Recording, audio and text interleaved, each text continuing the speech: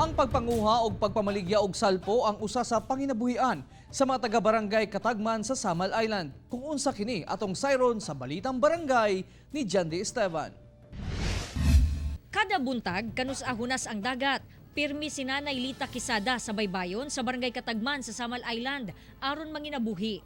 Gamit ang sundang, paspas nga ginakutkot ni Nanay sa balas ang tambok nga mga ulod. Kini ang salpo. Dapat daw abti ka kay paspas kini mukamang.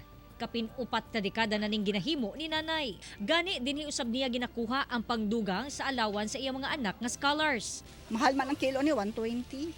20 kilo. Pesos. Tapos pila ang imong mahalin sa salpo sa adlaw?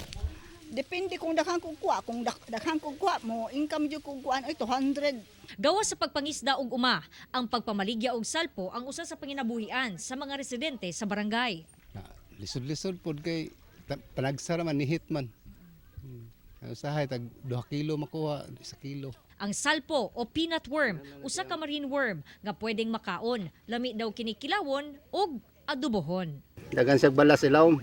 Unang kaon dyan na siya. Kung kuhan, balihon lang, anak.